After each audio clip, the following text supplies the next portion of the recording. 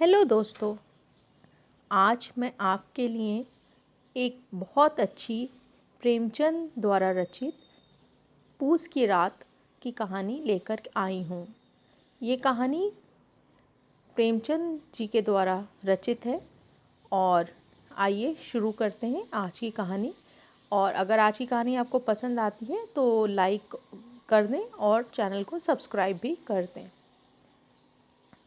हल्कू ने आकर स्त्री से कहा, सहना आया है, लाओ जो रुपए रखे हैं उसे दे दूं, किसी तरह गला तो छूटे। मुन्नी झाड़ू लगा रही थी, पीछे फिरकर बोली, 3 ही रुपए हैं, दे दोगे तो कम्बल कहाँ से आवेगा। माघ पूस की रात हाथ में कैसे कटेगी, उससे कह दो, फसल दे देंगे, अभी नहीं। हल्कू एक क्षण अनिश्चित दशा में खड़ा रहा। पूस सिर पर आ गया। कंबल के बिना हार में रात को वह किसी तरह सो नहीं सकता। मगर सहना मानेगा नहीं, घुड़कियाँ जमावेगा, गालियाँ देगा। बला से जाड़ों में मरेंगे, बला तो सिर से टल जाएगी। ये सोचता हुआ वह अपनी भारी भरकम डील लिए हुए स्त्री के समीप आ गया और खुशामद करके बोला, दे दे, गला तो छूटे, कंबल के लिए कोई दूसरा उपाय सोचूंगा। मुन्नी उसके पास से दूर हट गई और आंखें तरेड़ती हुई बोली, कर चुके दूसरा उपाय, ज़रा सुनूं तो कौन सा उपाय करोगे। कोई खैरात दे देगा कंबल, ना जान कितनी बाकी है, जो किसी तरह चुकने ही नहीं आती।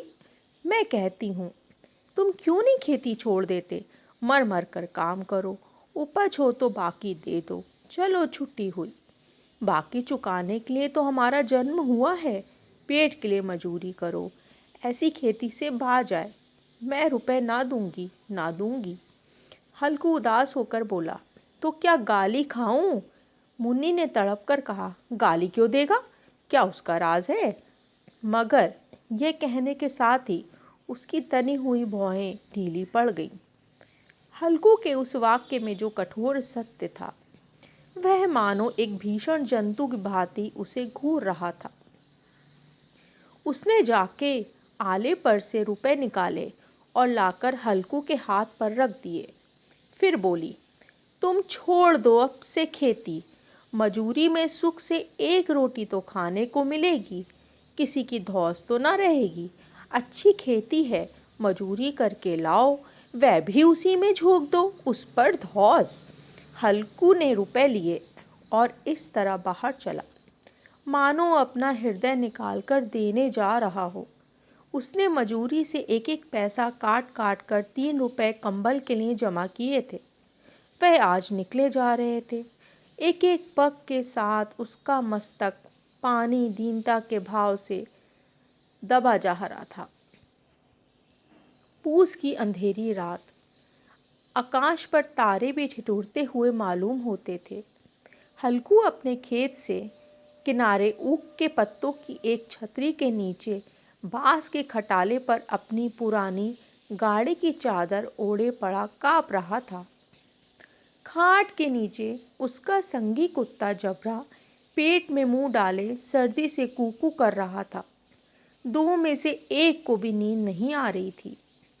हल्कू ने घुटनियों को गर्दन में चिपकाते हुए कहा, क्यों जबरा, जाड़ा लगता है। कहता तो था घर में पुआल पर लेटा रहे, तो यहाँ क्या लेने आए थे। अब खाओ ठंड, मैं क्या करूँ, जानते थे यहाँ हलवा पूरी खाने आ रहा हूँ, दौड़े दौड़े आगे चले आए, अब रो नानी के नाम को। जबरा ने पड़े पड़े दुम हिलाई और अपनी कूको को दीर्घ बनाता हुआ कहा, कल से मत आना मेरे साथ, नहीं तो ठंडे हो जाओगे। यह रान पछुआ ना जाने कहाँ से बर्फ लिए आ रही है। उठूं फिर एक चिलम भरूं, किसी तरह रात तो कटे, 8 चिलम तो पी चुका हूँ। यह खेती का मज़ा है, और एक भगवान ऐसे हैं जिनके पास जाड़ा आए तो गर्मी से घबराकर भागे। मोटे मोटे गद्दे, लिहाफ, कंबल, मजाल है जाड़े का गुजर हो जाए। जगदीर की खूबी, मजूरी हम करें मजूर, मजा दूसरा लूटे। हल्कू उठा, गड्ढे में से जरा सी आग निकालकर चिलम भरी। जबरा भी उठ बैठा। हल्कू ने चिलम पीते हुए कहा, पिएगा चिलम? जाड़ा तो क्या जाता है, जरा मन बदल जाता है। जबरा ने उसके मुंह की ओर प्रेम से छलकती हुई आंखों से देखा। हल्कू, आज और जाड़ा खा ले, कल से मैं यहाँ पुआल बिछा दूंगा, उसी में घुसकर बैठना, तब जाड़ा ना लगेगा। जबरा ने अपने पंजे उसकी घुटनियों पर रख दिए और उसके मुंह के पास अपना मुंह ले गया। हल्कू को उसकी गरम सांस लगी। चिलम पीकर हल्कू फिर लेट गया और निश्चय करके लेटा कि चाहे कुछ हो, अब की तो सो ही जाऊंगा। पर एक ही क्षण में उसके हृदय में कंपन होने लगा। कभी इस करवट लेटता, कभी उस करवट, पर जाड़ा किसी पिशाच की भांति उसकी छाती को दबाए हुए था। जब किसी तरह ना रहा गया, उसने जबरा को धीरे से उठाया और इसके सिर को थपथपा कर उसने अपनी गोद में सुला लिया। कुत्ते की देह से जाने कैसी दुर्गंध आ रही थी, पर वह उसे अपनी गोद में चिपटाए हुए ऐसे सुख का अनुभव कर रहा था जो इधर महीनों से उसे ना मिला था। जबरा शायद ये समझ रहा था कि यही स्वर्ग है, और हल्कू की पवित्र आत्मा में तो उसे कुत्ते के प्रति घृणा की गंध तक ना थी। अपने किसी अभिन्न मित्र या भाई को भी वह इतना ही तत्परता से गले लगाता। वह अपनी दीनता से आहत ना था जिसने आज उसे इस दशा तक पहुंचा दिया। इस अनोखी मैत्री ने जैसे उसकी आत्मा के सब द्वार खोल दिए और उनका एक एक अणु प्रकाश से चमक रहा था। सहसा जबरा ने किसी जानवर की आहट सुनी। ये उसमें एक नई स्फूर्ति पैदा कर रही थी जो हवा के ठंडे झोंकों को तुच्छ समझती थी। वह झपट कर उठा और छपरी से बाहर आकर भूखने लगा। हल्कू ने उसे कई बार बुलाया, पर वह उसके पास न आया। हार में चारों तरफ दौड़ दौड़ कर भौंकता रहा। एक क्षण के लिए आता तो तुरंत फिर दौड़ जाता। कर्तव्य उसके हृदय में अरमान की भांति ही उछल रहा था। 1 घंटा और गुजर गया। रात के शीत को हवा से धतकाना शुरू किया। हल्कू उठ के बैठा, दोनों घुटनों को छाती से मिलाकर उसमें छिपा लिया। फिर भी ठंड कम ना हुई। ऐसा जान पड़ता था सारा रक्त जम गया है, धमनियों में रक्त की जगह हिम बह रही है। उसने झुककर आकाश की ओर देखा। अभी कितनी रात बाकी है? सप्तऋषि अभी आकाश में आधे भी नहीं चढ़े, ऊपर आ जाएंगे तब कहीं सवेरा होगा। अभी पहर से ऊपर रात है। हल्कू के खेत से कोई 1 गोली के टप्पे पर आमों का एक बाग था। पतझड़ शुरू हो गई थी। बाग में पत्तियों का ढेर लगा हुआ था। हल्कू ने सोचा, चलकर पत्तियां बटोरता हूँ और उन्हें जलाकर खूब तापता हूँ। रात को कोई मुझे पत्तियां बटोरते देख तो समझेगा कोई भूत है। कौन जाने कोई जानवर ही छिपा बैठा हो। मगर अब तो बैठे नहीं रहा जाता। उसने पास के अरहर के खेत में जाकर कई पौधे उखाड़ लिए और उनकी एक झाड़ू बनाकर हाथ में सुलगता हुआ उपला लिए बगीचे की तरफ चला। जबरा ने उसे आते हुए देखा, पास आके दुमिलाने लगा। हल्कू ने कहा, अब तो नहीं रहा जाता जबरू, चलो बगीचे में पत्तियां बटोरकर तापते हैं, अभी तो बहुत रात है। जबरा ने कूकू करके सहमति प्रकट की और बगीचे की ओर चल पड़ा। बगीचे में खूब अंधेरा छाया हुआ था और अंधकार में वह पत्तियों को कुचलता हुआ चलता जा रहा था। वृक्षों से ओस की बूंदें टप टप करके नीचे गिर रही थी। एकाएक झोंका मेहंदी के फूलों की खुशबू लिए हुए आया। हल्कू ने कहा, कैसी अच्छी महक आई जबरू, तुम्हारी नाक में भी तो सुगंध आ रही है। जबरा को कहीं ज़मीन पर एक हड्डी पड़ी मिल गई थी। वह उसे ही खा रहा था। हल्कू ने आग ज़मीन पर रख दी और पत्तियां बटोरने लगा। ज़रा देर में पत्तियों का ढेर लग गया। हाथ ठिठुर जाते थे, नंगे पांव गल जाते थे और वह पत्तियों को पहाड़ खड़ा कर रहा था। इसी अलाव में वह ठंड को जलाकर भस्म कर देगा। थोड़ी देर में अलाव जल उठा। उसकी लौ ऊपर वाले वृक्ष की पत्तियों को छूकर भागने लगी। उस अस्थिर प्रकाश में बगीचे के विशाल वृक्ष ऐसे मालूम होते थे मानो उस अथाह अंधकार को अपने सिरों पर संभाले हुए हों। अंधकार के उस अनंत सागर में यह प्रकाश एक नौका के समान हिलता मचलता हुआ जान पड़ता था। हल्कू अलाव के सामने बैठा आग ताप रहा था। एक क्षण में उसने दोहर उठाकर बगल में दबाई, दोनों पांव फैलाए मानो ठंड को ललकार रहा हो। तेरा जी में आए सोकर। ठंड की असीम शक्ति पर विजय पाकर वह विजय गर्व को हृदय में छिपा ना सकता था। उसने जबरा से कहा, क्यों जब्बर, अब ठंड नहीं लग रही है? जब्बर ने कू करके मानो कहा, अब क्या ठंड लगती ही रहेगी, पहले से उपाय ना सूझा, इतनी ठंड क्यों खाते? जब्बर ने पूछ हिलाई। अच्छा आओ, इस अलाव को कूदकर पार करें, देखे कौन निकल जाता है। अगर जल गए बचा तो मैं दवा ना करूँगा।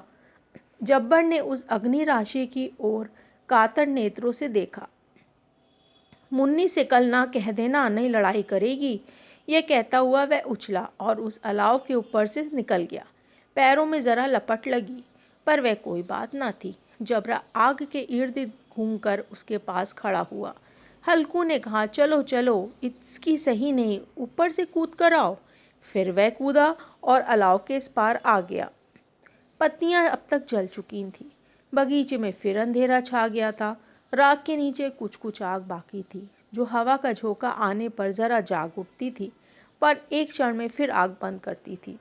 हल्कू ने चादर ओढ़ ली और गर्म राख के पास बैठा हुआ गीत गुनगुनाने लगा। उसके बदन में गर्मी आ गई थी, पर जो जो शीत बढ़ती जाती उसे आलस से दबाए लेता था। जबरा जोर से भौंक कर खेत की ओर भागा। हल्कू को ऐसा मालूम हुआ कि जानवरों का एक झुंड खेत में आया है। शायद नीलगांव का झुंड था। उसके कूदने दौड़ने की आवाज़ साफ कान में आ रही थी। फिर ऐसा मालूम हुआ कि खेत में चर रही हैं। उनके चबाने की आवाज़ चरचर सुनाई देने लगी। उसने दिल में कहा, नहीं, जबरा के होते कोई जानवर खेत में नहीं आ सकता। मुझे भ्रम हो रहा है। अब तो कुछ सुनाई नहीं देता। मुझे भी कैसा धोखा हुआ। उसने ज़ोर से आवाज़ लगाई, जबरा जबरा। जबरा भौंकता रहा, उसके पास ना आया। फिर खेत के चर जाने की आहट मिली। अब वह अपने को धोखा ना दे सका। उसने अपनी जगह से हिलना बहुत बुरा लग रहा था। इस जाड़े पाले के खेत में जाना, जानवरों के पीछे दौड़ना, वह अपनी जगह से बिल्कुल ना हिला। उसने ज़ोर से आवाज़ लगाई, हिलो हिलो हिलो। जबरा फिर भौंक उठा। जानवर खेत चर रहे थे। फसल तैयार है। कैसी अच्छी खेती थी, पर ये जानवर उसका सर्वनाश ही किए डाल रहे थे। हल्कू पक्का इरादा करके उठा और 2-3 कदम चला, पर हवा ऐसी कैसे ठंडी, चुभने वाली। बिच्छू के डंक का सा झोंका लगा और वह फिर बुझते हुए अलाव के पास बैठ गया और राख को कुरेद कर अपनी ठंडी देह को गरमाने लगा। जबरा अपना गला फाड़ डालता। नील गाय खेत का सफाया कर रही थी और हल्कू गर्म राख के पास शांत बैठा हुआ था। उसी राख के पास गर्म जमीन की परत वही चादर ओढ़कर सो गया। सवेरे जब उसकी नींद खुली तब चारों ओर धूप फैल गई थी। मुन्नी कह रही थी, क्या सोते ही रहोगे? तुम आकर रम गए और उधर सारा खेत चौपट हो गया। हल्कू ने उठकर कहा, क्या तू खेत से होकर आ रही है? मुन्नी बोली, हाँ, सारा खेत का सत्यानाश हो गया। भला ऐसे भी कोई सोता है? तुम्हारे यहाँ मड़ैया डालने से क्या हुआ? हल्कू ने बहाना किया, अरे मैं तो मरते मरते बचा। तुझे अपने खेत की पड़ी है। पेट में ऐसा दर्द हुआ कि नहीं जानता। दोनों फिर खेत के मोड़ पर आए। देखा सारा खेत रौंद पड़ा हुआ है और जबड़ा मड़ैया के नीचे चित लेटा है, मानो प्राण ही ना हो। दोनों खेत की दशा देख रहे थे। मुन्नी के मुख पर उदासी छाई थी, पर हल्कू प्रसन्न था। मुन्नी के चिंतित होकर कहा, अब मजूरी करके माल गुजारी भरनी पड़ेगी। हल्कू ने प्रसन्न मुख से कहा, रात को ठंड में यहाँ सोना तो न पड़ेगा। तो आज की ये कहानी पूरी हुई। आशा है आप लोगों को ये कहानी पसंद आई होगी। आपको कहानी पसंद आई हो तो इसको लाइक कर दें और चैनल को सब्सक्राइब भी कर दें। मिलते हैं एक बहुत अच्छी नई कहानी के साथ। तब तक के लिए नमस्कार।